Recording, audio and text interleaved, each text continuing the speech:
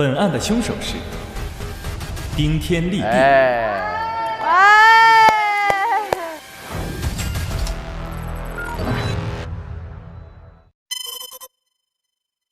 我是本案的凶手顶天立地。当我意识到我可能是死而复生的活死人后，我立马去杀了刻舟求剑，又想到了推庄主说的千机阁有许多推理狂三国的密报，我想去看看，于是我来到了千机阁。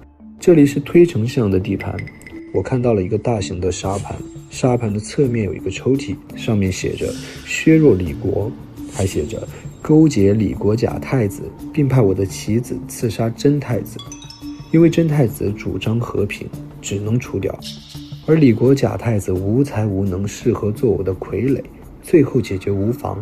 什么？刻舟求剑想要刺杀我，是推丞相指使的。他对3个国家到底有什么样的野心和企图呢？不管怎么样，他要做的一定不是好事情，也就是说，我必须要杀掉推丞相。这里还有一把炼药房的钥匙，炼药房我刚刚经过了，就在附近。我立刻前往，里面除了一个硕大的炼丹炉以外，再也没有其他能藏身的地方。通过对炼药房的观察以及翻阅它的圣旨，我发现炼药炉可以藏人。推丞相炼药时身旁无人，炼药3分钟之后他会开盖。最后我想到一个妙计，因为我已经知道自己是死而复生的活死人了，所以我可以在下人们放完药之后，外出加水前躲在药炉内，用药材盖好自己。下人们随后将水加满，而我其实已经无需呼吸。幽冥二老检查无误后，将炉盖关好锁上。我在水下静静等待推丞相开盖加药材。终于在盖子打开的那一刻，我手从炉中伸出，将他的头拖进水中。因为我力大无穷，他反抗不过我，很快他就不再动弹。我将他推到地上，自己也从炉中出来，确认他已经没有鼻息和心跳，我就继续躲回了炉中。等门外的人发现他迟迟未出，进来查看，就会发现他已经死了。等他们把尸体带走，我就能离开。我刚进炉子，发现躺着的死去的他竟然开始动弹，并且咳嗽吐水，怎么回事？他怎么活过来了？我明明已经确认他已经被我溺死了，因为柴火打湿无法再点燃，他整个头也全浸透了。他醒来后将打湿的外袍脱下，气冲冲的就离开了炼药房。过了几分钟，我听到周围没有声响，便从炉子中爬出来，怀揣着疑问离开了这里，假装一切都没发生过。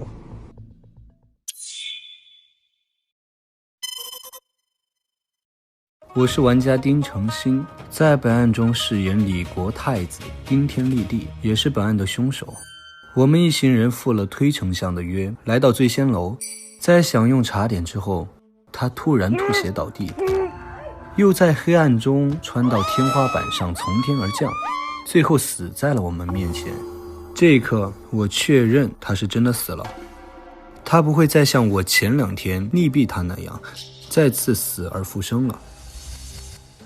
在随后的搜证中，我发现大家对推丞相没有杀机，而是对彼此有杀机，且我们都对彼此恨的人下了毒手。这也是为什么我们被人收尸到义庄的原因，基本上可以确定他，因为我们都死过一次。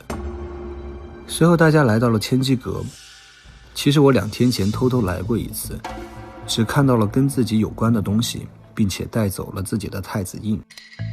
通过搜证，我们发现推丞相，也就是狂丞相，野心勃勃，想要一统天下，所以对我们坏事做尽，这样大家也就对推丞相有了动机。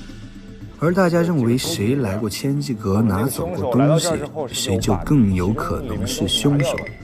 大家还怀疑被拿走的东西可能是我的太子印。你那天来千机阁偷的，火力瞬间集中在我身上，我只能强装镇定。正好大家分析这个凶手偷走的东西还有可能是狂丞相的假印，而来偷假印的人是为了还隆东郡一个清白，所以我赶紧抛出了一个话题，引导大家去思考谁会抱着这个目的来偷东西，把火力转移到其他人身上。在炼药房里，大家知道了推丞相正是因为我在杀他的时候喝了没煮熟的齐德龙冬汤，脸都湿了，嘴里嘟囔着怎么回事啊，我靠！所以死状才和木牌上描述的一模一样。而我们之所以还活着，也是因为我们都喝过齐德龙冬汤。失去死亡时的即时记忆哦。这就是为什么推丞相跟我们都失去了死亡时的记忆。在集中讨论的时候，大家从时间线以及谁会去偷东西这2点来盘凶。我、宁波微步和洋洋得意成为了凶手的候选人。我以被杀后醒来时间最早，因此杀人时间更充足这一点，把票投给了洋洋得意，增加了错误票数。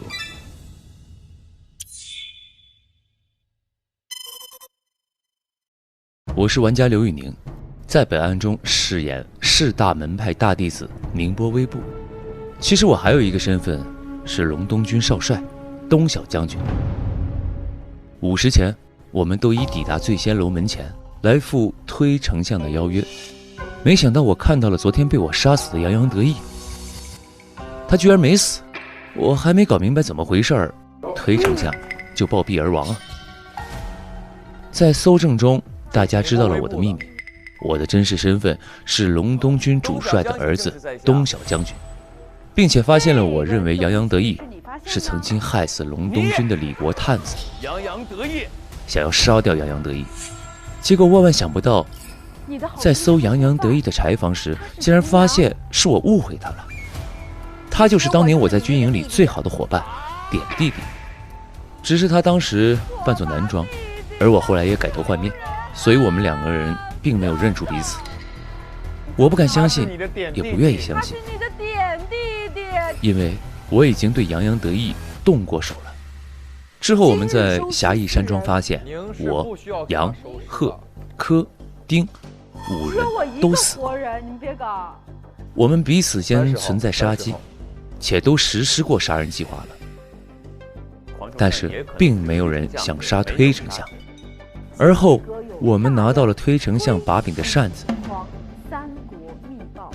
根据上面的线索去了千机阁，在那儿我们还发现了凶手打开过沙盘中的某个格子，拿走了一个证物。我们开始推演，每个嫌疑人如果是真凶，那他看见了什么秘密，会拿走什么物证。我突然开了个脑洞，这个物证会是李国太子印吗？会不会是丁天立地看到了这里有自己的太子印，拿走后就可以证明自己的身份，夺回自己的一切？这个思路让我开始将视线聚焦在丁的身上。随后在炼药房进入炼药房，我发现炼药过程中是有行凶机会的。炉子加满水后，里面其实可以藏人的。在开盖加药的时候，里面的人可以趁此机会把他杀死。而我们都在此前无意间服用过齐德隆冬汤，也都死过了，都可以不用呼吸，藏在加满水的炉子里。最终我们根据花苞盘出大概时间线，再结合谁拿物证这一点，我把票投给了我认为嫌疑最大的丁天立地。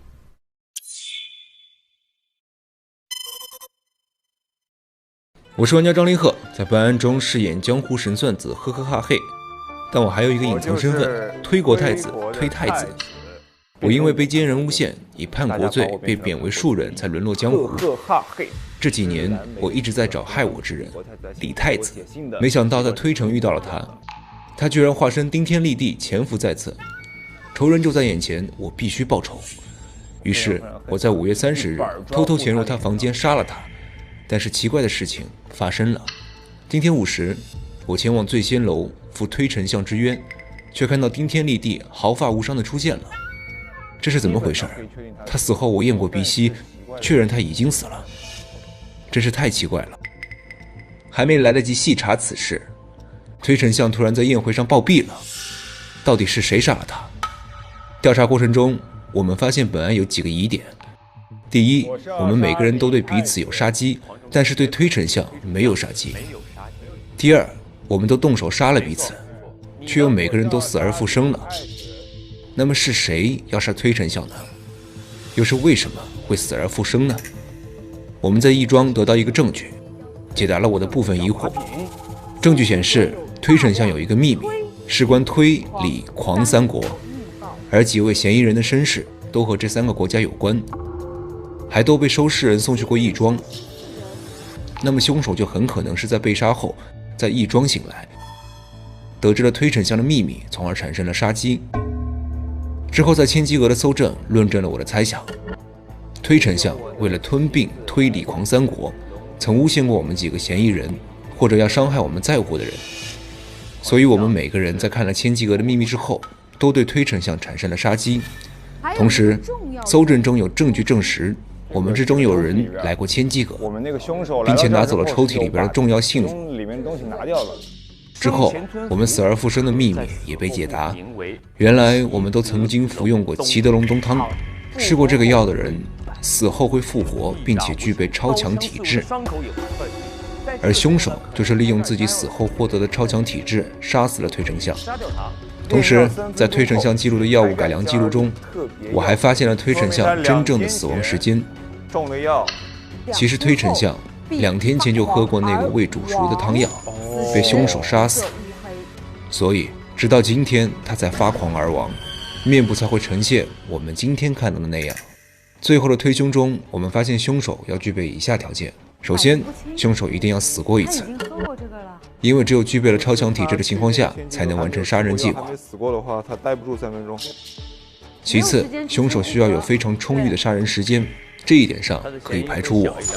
第三，除了推丞相，我们都有原本要杀的仇人。狂丞相之后，他依然会去选择杀掉我之前恨的那个人，是为什么？是因为那个人在我心里面，他跟狂丞相是一对的，并且从结果来看，所有人都对原本的凶手动手了。那么真凶还必须符合一个条件，就是在看到推丞相秘密后，仍有杀原本仇人的动力。我认为洋洋得意和丁天立地在看到了千机阁的秘密后，都会有杀柯和推丞相的动机，符合他们从义庄醒来杀2个人的行动线。而其中洋洋得意在杀人时间上更加充裕，因此我投给了洋洋得意。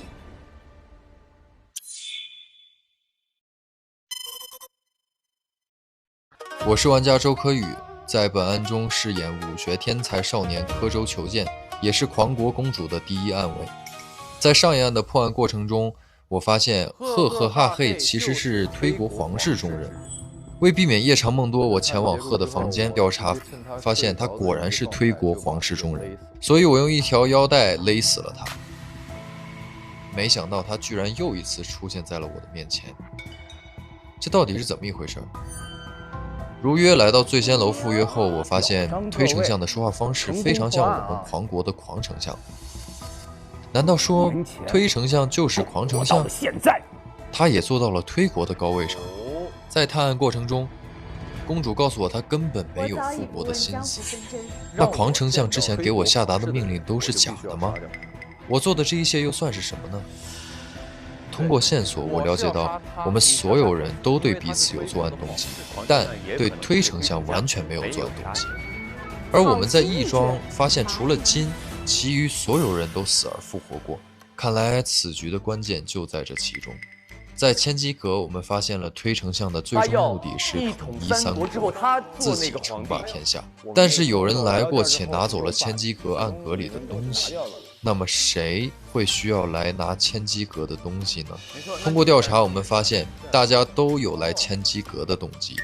宁、贺和杨需要来拿到证实隆冬军不是叛军的证据，而丁需要来拿到证实自己身份的印。而大家猜测我可能要拿狂国复国的物证。在炼药房，我们终于发现了推丞相死而复生的原因。我们和推丞相一样，都喝过启德隆冬汤，而推丞相喝的是未煮熟的汤药。但这个杀人手法需要凶手藏在炼药炉里，那么凶手只能是已死之人。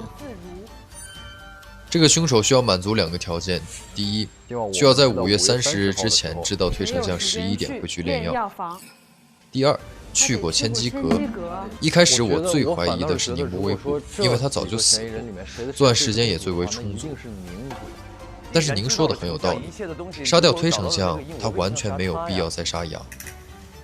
那么范围就缩小到对推丞相和自己一开始要杀的那个人都有动机的人身上。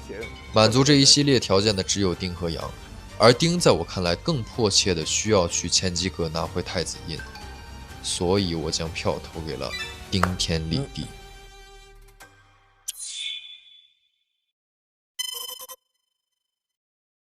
我是玩家杨超越，在本案中饰演推门客栈的厨娘洋洋得意。除此之外，我还有一个隐藏身份，千面鹰王的发起人。6月1日的上午，我们应邀前往醉仙楼赴推丞相的约，结果我看见了一个已经被杀死的人，刻舟求剑。他居然没死，而且看他一脸无事发生的样子，这到底是怎么回事？在品尝推丞相为我们准备的茶点后，没想到推丞相突然跳到桌子上死亡了。在搜证的过程中，我找到了自己的真实身份。原来我出生在李国，名叫李是谁，只是因为战乱被丢弃在了推城的大街上，最终被身为隆冬军的义父收养。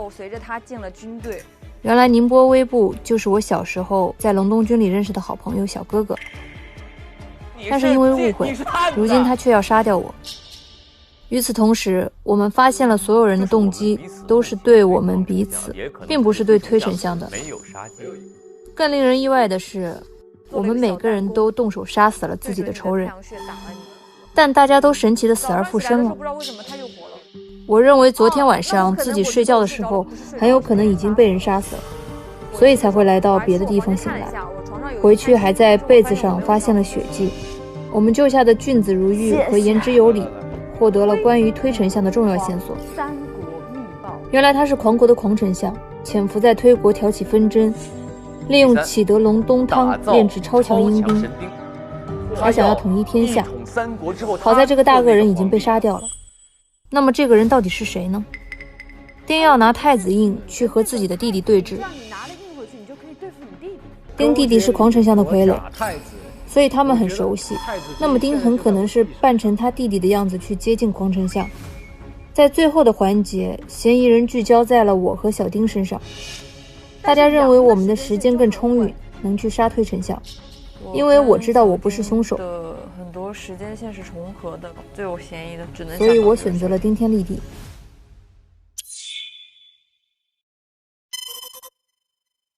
我是玩家金靖，在本案中饰演狂国公主，精打细算。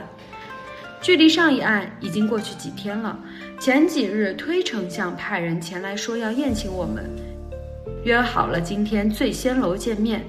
我们盛装出席，随后推丞相热情邀请我们落座用餐。可是刚聊了没多久，他就离奇死亡了。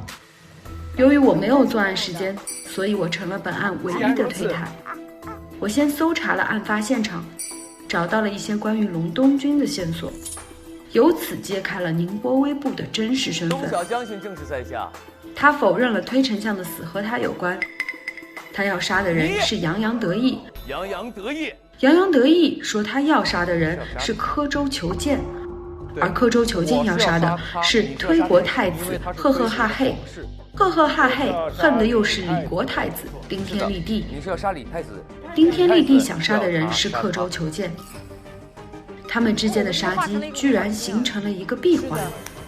听完所有人的故事，我发现推丞相在三国中搅浑水，就是我们的推丞相。随后来到议事堂，令我震惊的是，他们5个人全部都死了，并且互相都承认动手杀了人。被杀的人全部又都死而复生了。他们去杀人的路上都看到了花苞，但是每一个人看到花苞性状不一样。我们合力救了言之有理和俊子如玉之后，拿到了关于推丞相的秘密和言之有理的一封信。随着线索的出现，案件有了推进。跟推丞相本人的一样。我们去千机阁搜证，在这里发现了推丞相的终极目的是想一统三国，自立为王。之后他做那个皇帝，野心真是不小啊！早上的品茗宴也是他刻意安排的鸿门宴。我突然想到有一个线索非常重要，工匠留给狂丞相的信里提到过，沙盘的抽屉被翻动过。我大胆猜测，被偷走的可能是真正的李国太子印。我推测丁天立地之前来过千机阁，他将真印偷走是为了对付假扮他的弟弟。一张养花人的悬赏令让案情越发明朗。我已经想好了怎么根据花苞线索盘时间线。6点的时候，花的初始状态是3朵，7点就合拢了，能盘出鹤去杀丁是6点，而采花大盗是在5月30号11点左右偷的花，盘出羊杀柯的时间是在12点以后。再结合时间线，我排除了柯，而鹤的时间不够，动机较弱，所以我基本上也排除了鹤。综合大家的分析，最后我在洋洋得意和丁天立地之间选择了丁天立地。正片 SVIP 每周3、周4 12点更新 ，VIP 次日12点更新，会员抢先看1周。每周2 12点副本解锁中，提前解锁角色高能时刻。每周4 12点副本存档中，一起还原案件真相。每周5 12点推门万事屋加更开推团的日常，推门居民幕后采访，了解更多玩家幕后精彩瞬间。每周6 12点推门玩家彩蛋，捕捉玩家更多精彩时刻。每周日12点推门花絮连看，持续解锁正片之外的隐藏惊喜。更有推门补给站、推门直播大赏，本周日掉落，全员开启干饭唠嗑模式。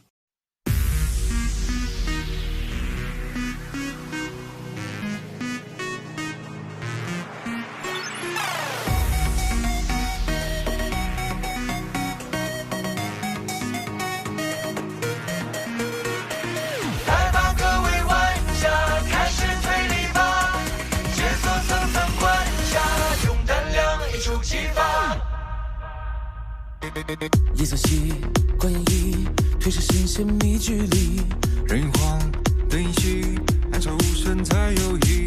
风声起，脚步急，乱世藏进隐隐去，真相隐无声的夜里无痕迹。秘密潜藏着爱，建立着大气，残气继续是播映，谁藏匿踪迹？一生与风声合力鼓弄着宣讯，下一秒谜句或谜底，真相的全部已清晰。